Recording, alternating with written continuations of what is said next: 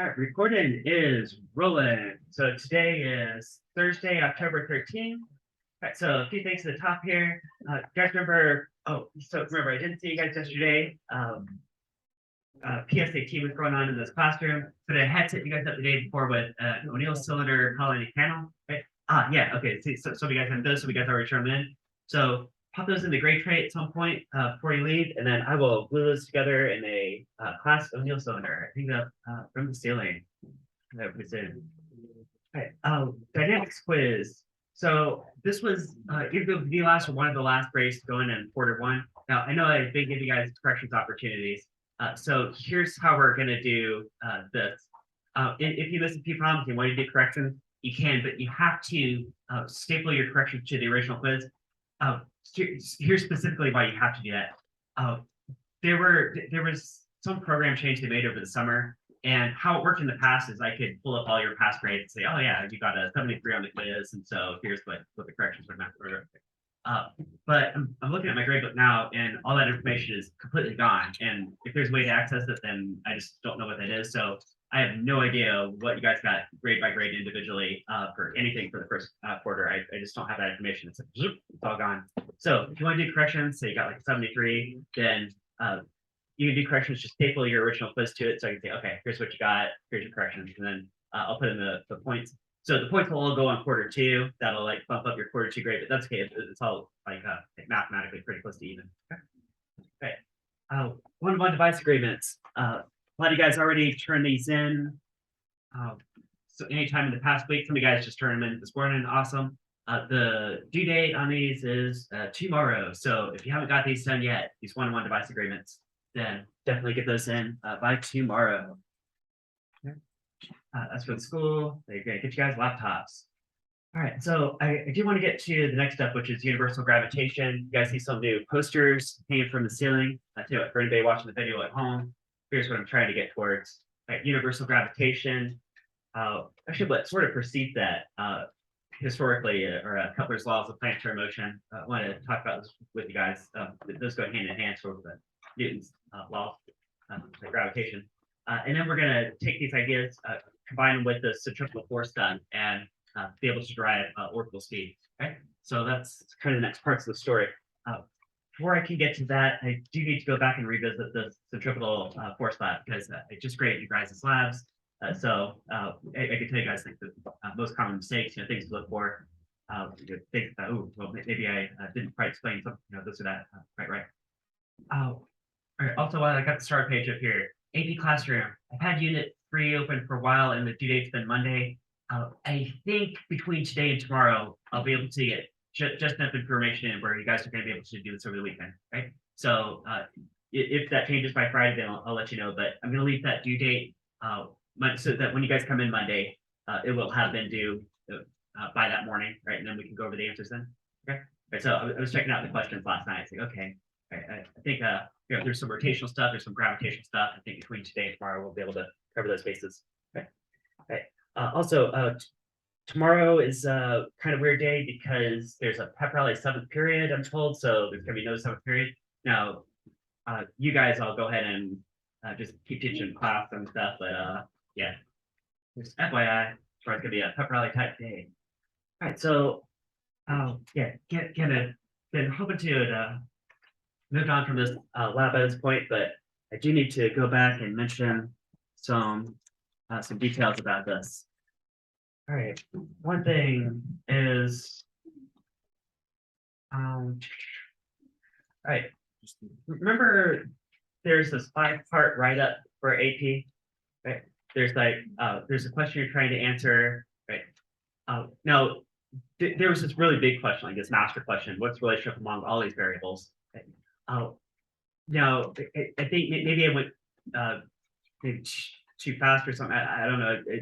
But this is a big complicated lab. So the best I could do is like crunch this down into 2 days. This is really a 2-day lab, right? 1 day to get the data and 1 day to analyze it, put it in graphs. Okay. But really, each of you individually was doing like a third of this lab, right? So you had a specific question. Maybe you were looking at like V versus F, or V versus M, or V versus R. You had one of those 3 questions, right? So that was like your target question, right?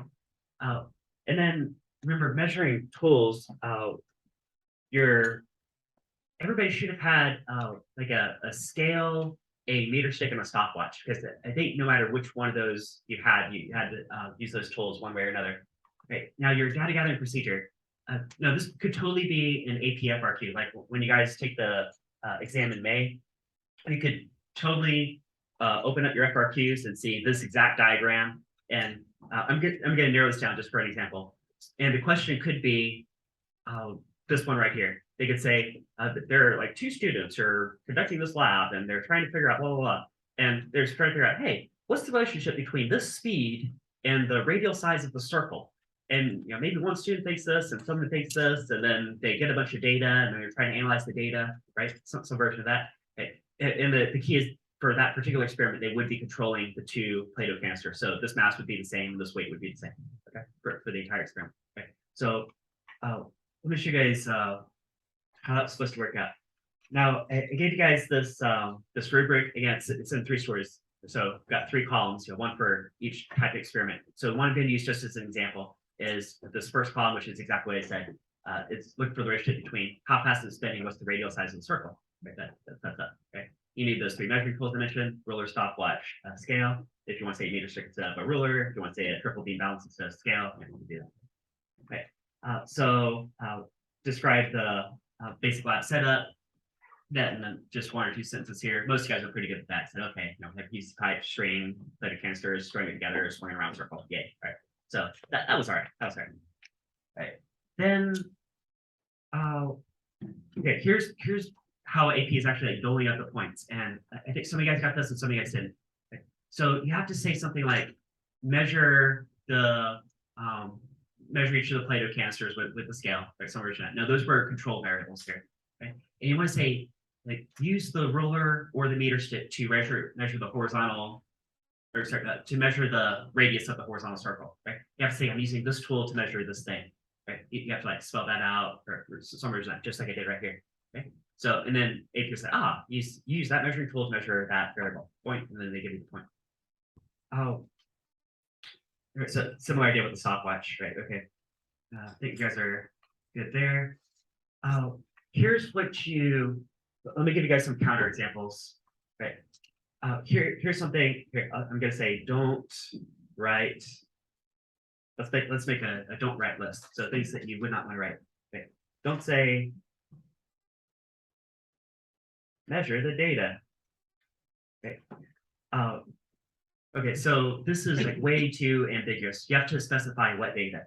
Right. So instead of measure the data, instead say something like measure the radial size of the circle using the meter stick.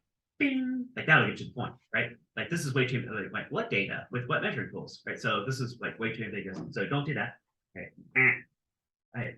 Don't say things like fill out the table. Okay.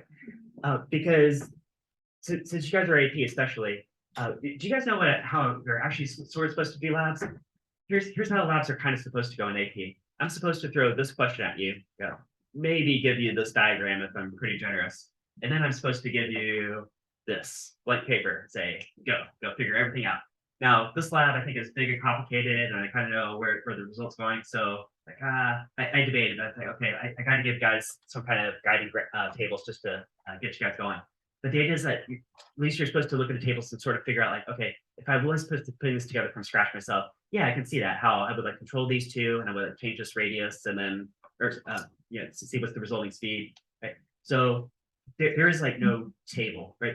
Now you can make up your own table. You can say like record this variable and record that variable, right? Something like that. But there's no just like generic table to refer to. So, all right. Another thing, don't say graph the data. Okay. Again, that's way too ambiguous. It's like, well, what do you mean graph data? Like what data? And then specifically put what on which axis. So something you could say is like graph V versus R, bing, or eventually where this was said, it was graph V squared versus R, bing, right? Like I'm graphing this variable versus this variable. I'm telling you what's going on which axis, right? If you just say graph the data, so like what data, how, how are we analyzing this? Right? They're never going to give you any credit for something really generic like that. You know what? We also throw on this list too. I didn't really come across this, but just for completion here. Over the summer, I went to an institute with someone who was an AP grader, and they graded a bunch of AP papers. And there was a particular phrase they saw that they didn't care for and they wouldn't give credit for, which is the phrase human error. Okay. Now, you guys know one of the things I tell you guys to do is to do multiple trials and take an average, and that always is an AP point, right? So if you said take multiple measurements and take an average, right?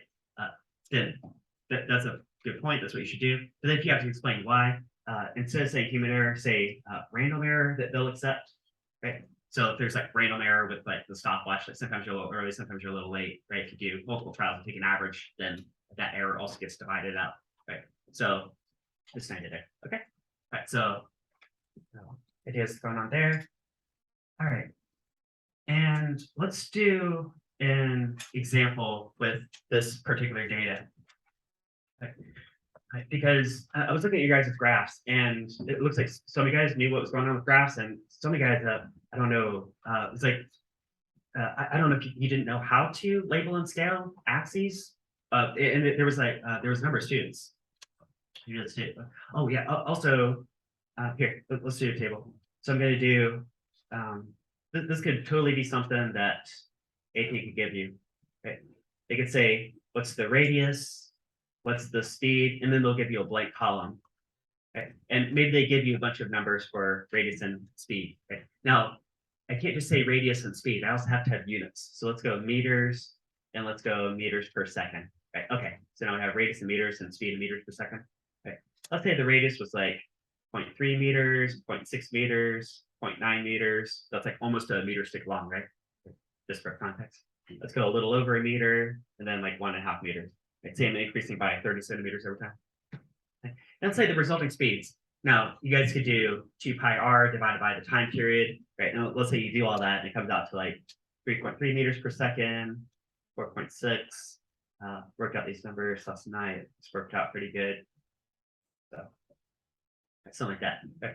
They say, okay, now do it. Sorry. By the way, do you guys see how I'm like treating the radius as an independent variable? I'm doing it because that's the story that I set out on, right? There were only a handful of students who even mentioned any kind of independent variable, right? You could say change the radius or like use different radial values, or if you had one of these other experiments, right? You had to say that I'm using different values for mass, different values for weight, different values for radius, right? I think there were only like 6 or 7 students that it was clear that there even was an independent variable, but you have to change something, and that's really important too. That could I've seen that turn into a multiple choice question for AP. Sometimes that's one of multiple choice questions. They say like the students are conducting this experiment. Here's the equipment they have. What how can this, and it could be a multiple choice question. It's like, oh yeah, well you'd have to change the radius to figure out this relationship, right? Because you have to have different radial values and set different speeds. See how it's like independent variable, dependent variable, right? So I tried to go through that was a really big one. So I made that note in your papers. If I saw that you were missing, like I don't see where the independent variable is. Right? It's possible maybe I missed one or two. So maybe you had it there, and right. So it's like, what do you do with this data? Now, here's what you can know now. Now, I know that going into this lab, you guys did not know, well, that poster up there on that wall, right? You guys see the one that says force is equal to mv squared over r, right? You were piecing this together, so you didn't know that yet, right? Which is totally fair that you wouldn't know that, right? But when you guys are taking the exam in May, you will know this, right? And on your AP equation bank, they don't give you this exact formula, but they give you a very similar one. Don't they give you, oh, sorry, this is centripetal force, isn't it? F sub c. Okay. Don't they give you centripetal acceleration is v squared over r, right? You guys remember that is, it's sort of near the top of the equations, right? They give you that one, right? But you can know that, right? Right, so you would know that going into the exam. And since you know that, you would know what the relationship is between these two columns, right? This r and this v, right? You could say, for example, if you cross multiply this r, here, let me do that right over here. Cross multiply the r, when centripetal force, which is provided by the weight, multiplied by r equal to mv squared. You guys see that? Okay. Right. So if you control the mass of the swing bucket and the weight of the hang bucket, right, then wouldn't R and V squared be proportional to each other? R is proportional to V squared, right? Guess that? Right. So you would know that. And then you would look at this data and say, well, I don't have R and V squared, but I do have R and V in a blank column, right? So what AP would be trying to get you to do, what they would be testing to see if you know, is that you'd have to take all these V's and square them, because that's what's directly proportional to R, right? Or I guess you could you could technically take the square root of R and graph V versus the square root of R, right? And that would also be a valid answer. But let me just do what we did for the lab, right? So yeah, you guys have seen this version already, right? So and this has units too, right? It wouldn't be meter squared per second squared. So let's go through and square each of those velocity values, those speed values. 3.3 squared, 10.89, I'll round that to like 10.9. That's meter squared per second squared. 4.6 squared, 21.16, I'll call it 21.2. 5.7 squared, got 32.5. 6.6 squared, 43.6. 7.3 squared, 53.3. Right. And then you have to graph this. Right. Now, you guys know that if you graph these two columns against each other, it's going to linearize, right? It has to be because of this, because of this, because of this, right? Okay. So let's try that out. Okay. Now, your guys' graphs. Some of your guys' graphs look awesome. It's like, oh yeah, this is exactly what it should look like. There were a bunch of graphs that were not even scaled or labeled. And I don't know, again, like you guys didn't know how to do that or what. So I'll do it with you guys right now. So right, this is what we were looking for. I did give you guys the title. I said the title was V squared versus R. So I was helping you guys out there. So, okay, so we're looking for V squared versus R, right? Okay. You guys know that means the V squared goes on the vertical axis, right? Okay. V squared goes here. So you had to label that, right? So that anybody reading the graph, like, oh yeah, that's V squared. And it has units. And there's the units, right? Meters squared per second squared, or you can say meters per second quantity squared, however you do. And then radius R goes on this axis, and that has a unit meter, right? Okay. So variable unit, is that okay? Right? You guys know that all variables have units attached to them, right? Except for like coefficient of friction. Like so, V squared, well, it looks like my biggest number is like 53. So maybe I'll scale this like 10, 20, 30, 40, 50, 60. And this number with these weird units. You guys know it's going to start at 0, right? 0, 10, 20, 30, 40, 50, 60. Right? Because when you put dots on a graph, those represents points that represent the relationship between like two variables. Right? They aren't just like dots floating out in naked space, right? Like there are numbers that they're attached to, right? So you have to put those numbers on the axis, right? See how they're scaled linearly, like 10, 20, 30, 40, 50, right? Right. How about the horizontal axis?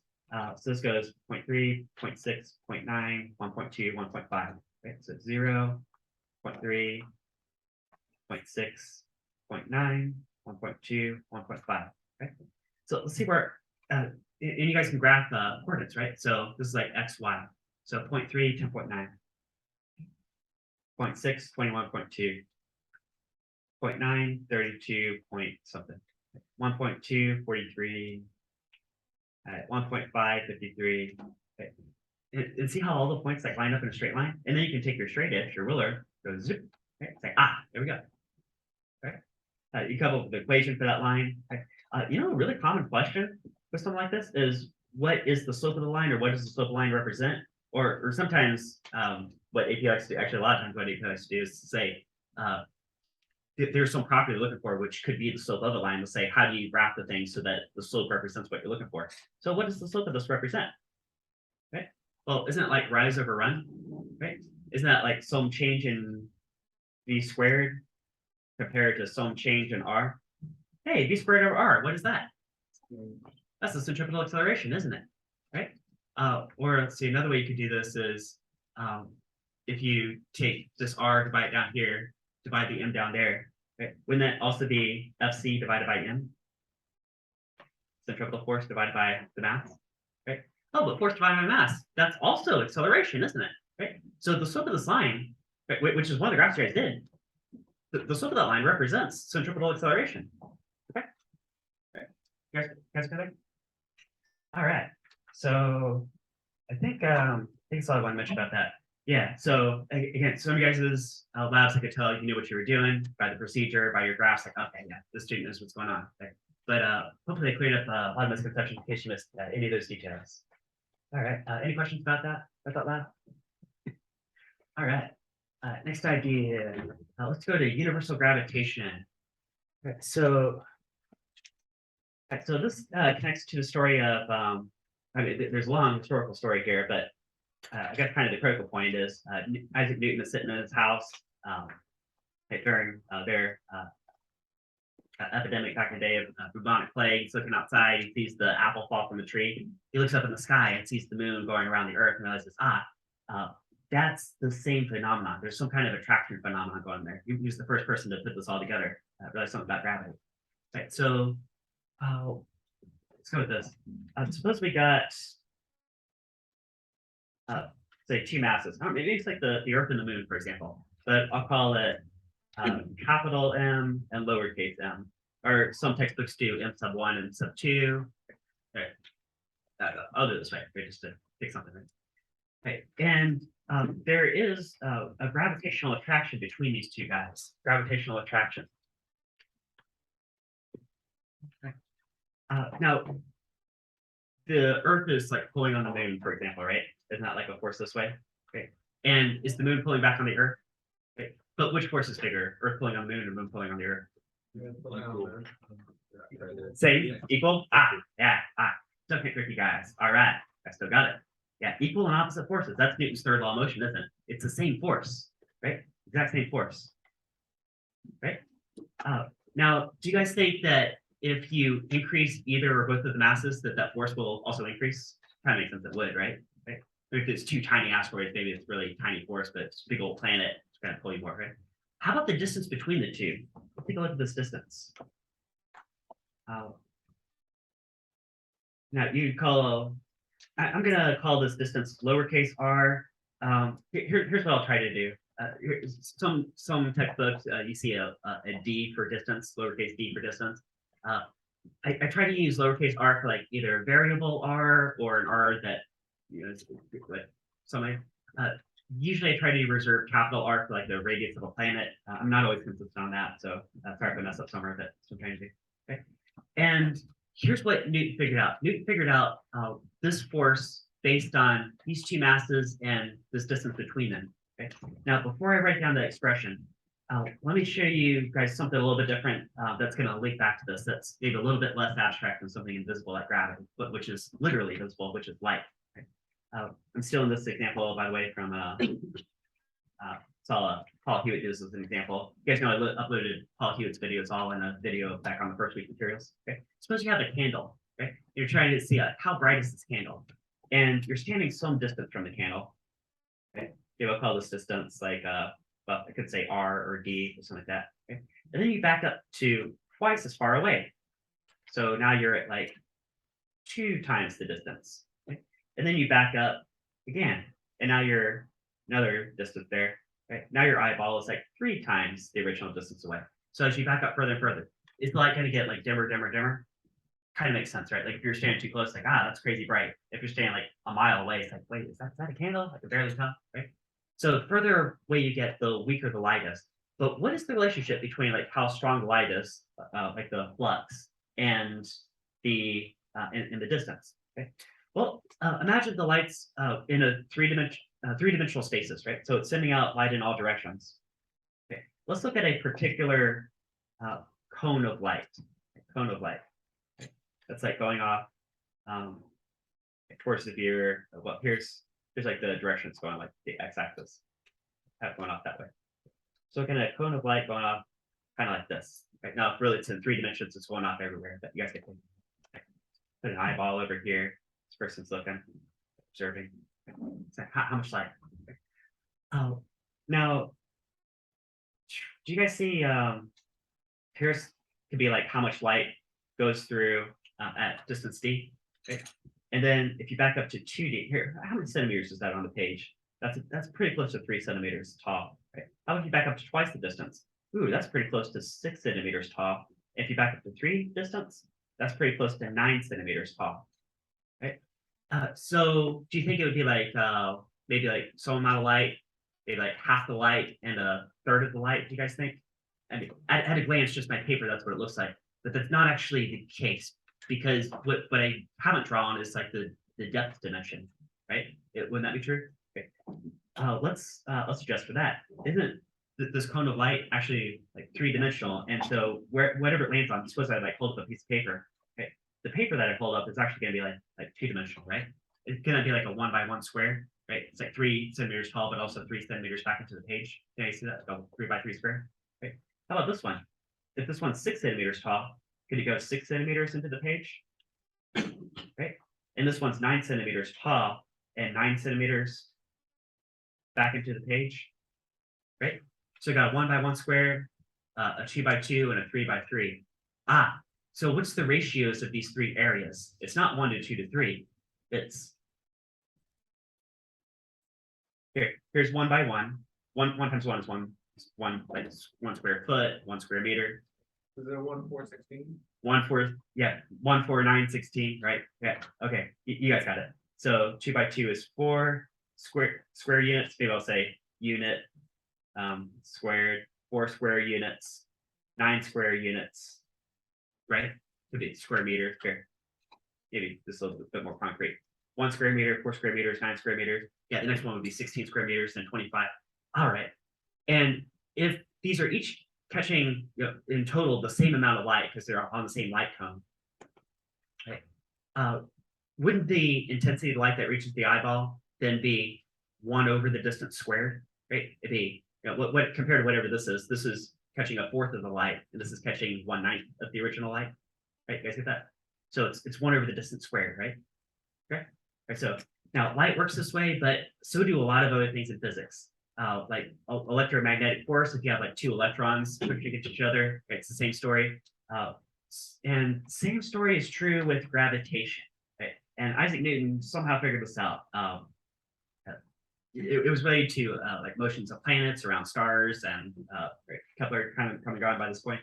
So Isaac Newton figured out that this force is proportional to each mass. Okay, so multiply the masses together, okay, and divide by the distance between them squared. There's an inverse square relationship. Okay? Now I can say proportional to, and that would be all good. Okay? But I want to go one more step and say equals. Now, if I want to say equals, say I got kilograms here, square meters down here. It would be like kilograms squared divided by square meters, which does not describe newtons. So I need to multiply in some constant to tie everything together, right? Now it turns out that there is a universal constant, and that universal constant we're gonna call capital G, right? So capital G is the universal gravitational constant, and there's a number in units, a number in units that are attached to it. This is equal to 6.67 times 10 to the negative 11 Newton meter squared per kilogram squared. Okay. Or, well, you guys know Newton is a composite unit. So some textbooks go straight to the base SI units, like meters, kilograms, and seconds, but always done that way. There we go. Now, 10 to the minus 11, guys, that's an extremely what kind of number? Extremely small. Right? So I'll probably have to, all right, here, you guys know scientific notation, right? Isn't this actually 0.00? Like that many Newton meters squared per kilogram squared, right? And this has been experimentally observed to be true, like empirically, right? So yeah, so if you know 2 masses, the distance between them, right? Then you can, there you go, put together with this formula, and you can get the gravity force right, between two objects. Okay, is that all right? Okay. By the way, how was this number experimentally determined? Let me show you guys sort of a couple examples how you might do something like this. Okay. What if you had like a couple of scales, right? Like scales of justice kind of deal, right? Okay. And they each have some math on, little lab math going on right here. Okay. And everything's completely evened out. Okay. And then underneath one of these, you put like a big old mass. Right. So you've got some little mass here equal over here, and the big mass here. Okay. And you know the distance between these two. Right. I'll call it distance R. and then it's going to tilt the scale a little bit, right? Right, really tiny bit, right? And then you say, well, what would I have to put over here to like restore that force, right? Some extra weight, right? I'm going to put a downward arrow and say F for like weight, right? And that's going to restore balance. Okay. And then from there you can say that force had to be well, you can use it to calculate the gravitational constant. That's how that would go. Right. That force has to be that force, right? So this whatever g happens to be times this m divided by this distance squared, right, has to be equal to this restoring force. Right, and then you could do a little bit of algebra switcheroo and solve for what that g is, right? That's one way to do it. I remember coming across an experiment that involved like there's some guy back in the day who went like next to a huge cliff and estimated the mass of the cliff by its volume and density, and like held a pendulum next to it. And the pendulum, I mean, this is a tiny, well, almost negligible effect, but so he was able to somehow measure this angle, right, and was able to do some calculations of gravity based on that. Okay, so there's experimental ways to do that. Oh, or you can also, what you can also do is you can watch the orbit of moons around large planets like Jupiter, right? And then, or actually any planet in general, like Mars. And then if you can estimate the mass of the planet, or you can use that to estimate the mass of the planet, right? So all these numbers kind of fit together. All right.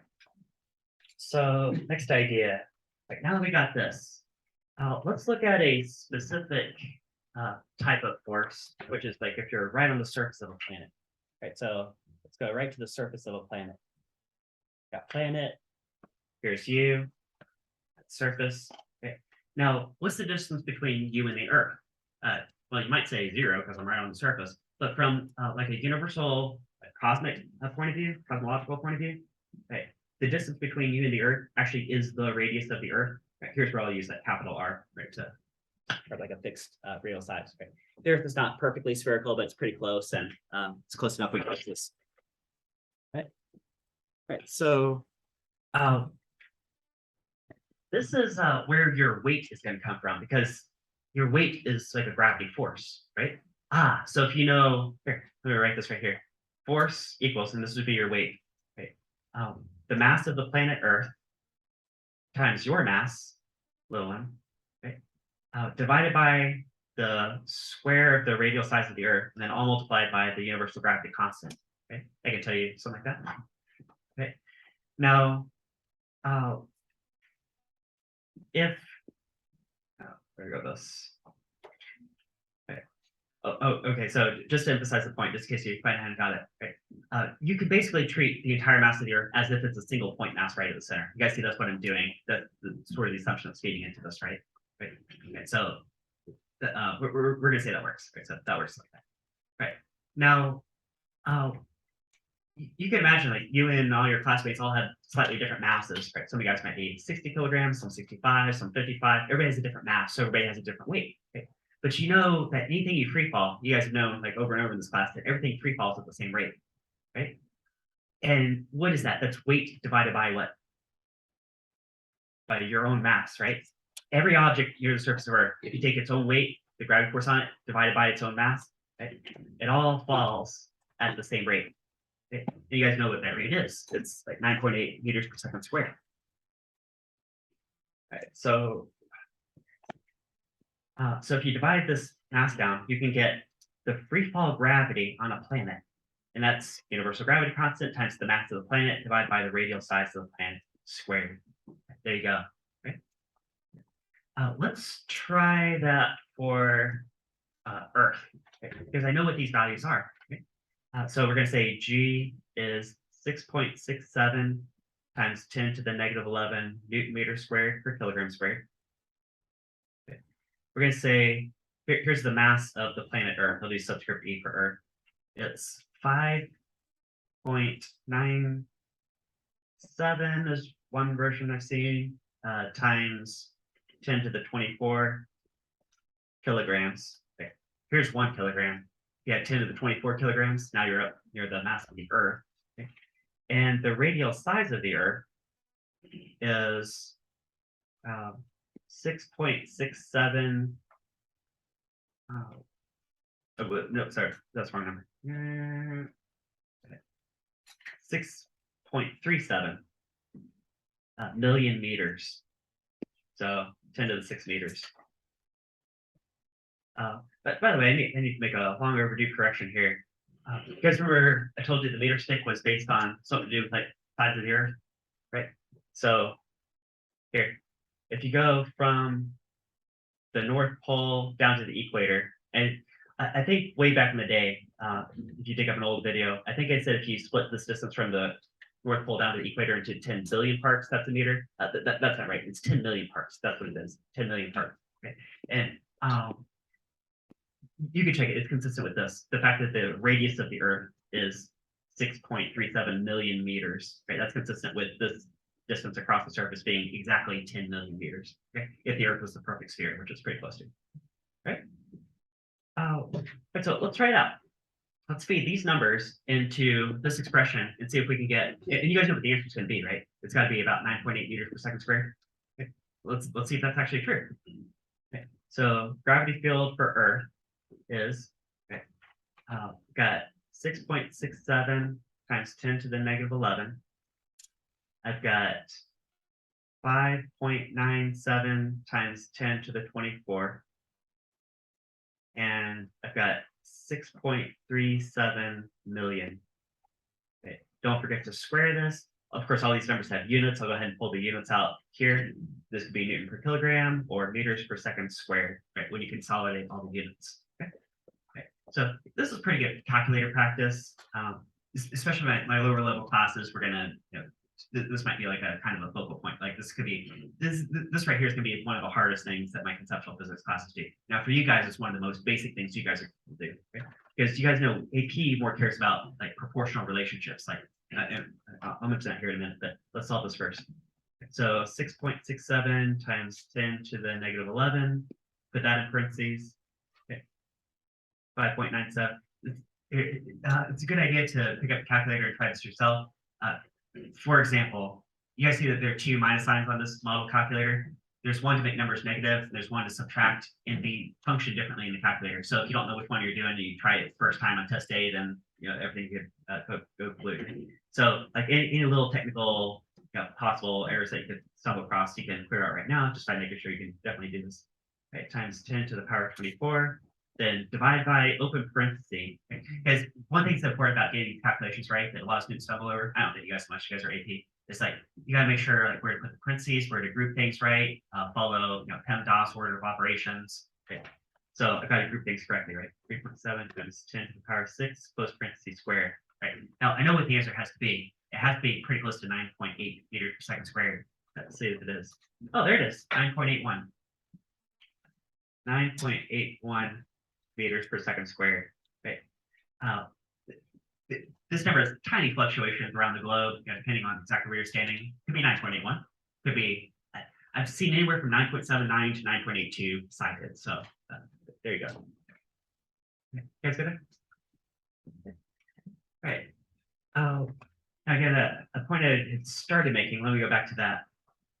Is that since you guys are in AP, you guys know AP. Isn't going to focus on just basic calculations. I mean, you have to know this like at a minimum, right? You definitely have to do this, right? You'll be able to do this, right? But a more AP type question might be like, well, what if you like double some distance or triple some distance or triple some mass? Like, how is that going to affect things? Okay, let's go back to the very basic starting setup. The distance between this planet and this moon. Okay, guys, if you double the distance between the two, what happens to the force between them? If you double that distance, what happens to the force? Gets smaller by a factor of what? 1/4, right? Right. Because if I put a factor of 2 in that r, 2 squared is like 4, and it's 1 over that, 1/4. So if you double the distance, you get 1/4 of the force. Is that okay? Okay. What if you cut the distance in half? What would the new force be? Be four times as strong, right? Because it's 1/2 squared. Yeah. Okay. So half the distance would be 4 times the force, right? You guys get that? Right. So that's an inverse square relationship. That's probably one of the trickier ones I could have picked, right? I could have said, what if you just double the mass of the moon? And that one's a lot more straightforward. double that mass, you're going to double the force. You guys get something like that. Okay. Now, let's take this a step trickier. Okay. What if you have two planets that are made out of the same material? So they're made out of like the same dirt or whatever they're made out of. Okay. And one of them is, let's say, has like twice the radial size. So let's go R versus 2R. I think it looks pretty close, right? R versus 2R. Okay. And you're standing on the surface of either one of these planets. Okay.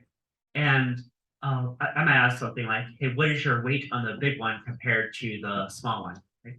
Now there'd be, yeah, just save you guys a little time. Hopefully you guys are a step ahead of me in your thought processes. But there are two competing effects for like, should you feel heavier or lighter on this planet compared to this planet, right? Again, same density material, right?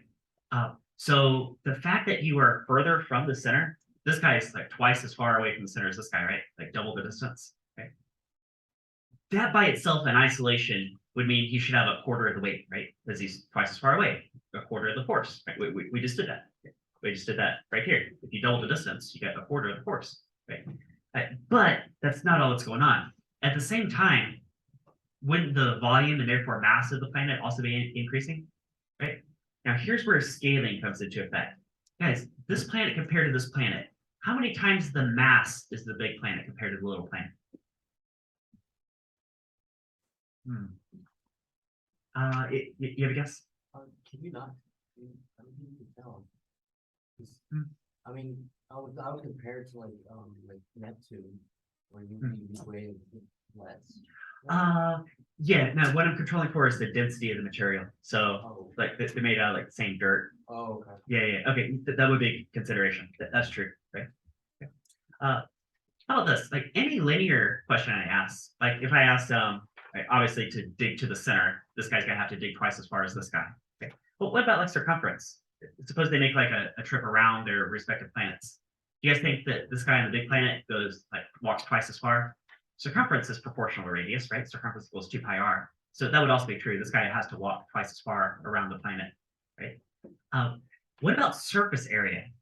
And that's no longer double. That's actually quadruple at this point. So okay, let me do a scaling activity with you guys. Okay. Let's look at they got a big old crate. Okay. And this crate is like 3 units by 3 units. Okay. And also goes back into the page.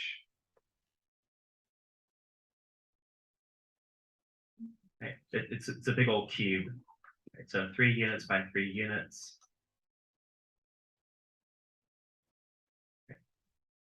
It's a very similar idea to what we're looking at. Well, it's tripled instead of doubled for like a single box. Let's say single box could be like here, right? And it's also very nicely boxy looking instead of like circles and spheres. But you guys get the idea, right? Okay. So do you see how the big box compared to the small box has 3 times the width, 3 times the base? Okay. But this is a 3-dimensional object. So if you scale it all up, it's also 3 times 3 times as tall and also 3 times further into the page. Okay, so it gets tripled along 3 dimensions, right? Okay, so how many little boxes could fit in the big box? 27. 27. You guys see that? This is 3 by 3 by 3, right? So anything that's linearly scaled, the big box compared to the little box, is a factor of 3, right? So 3 times the width. If you walked around each box, you have to walk 3 times as far to the big box compared to the little box just to walk around. Okay, that's all linear type stuff. If you filled it with water, like volume, well, that's 3-dimensional. So that's a factor of 3 cubed, which is 27. Okay. What about to paint boxes? Guys, what's 3 squared? 9? Do you think you would need? Suppose you need 1 bucket of paint to paint the little box. Do you think you need 9 buckets of paint to paint the big box, big crate?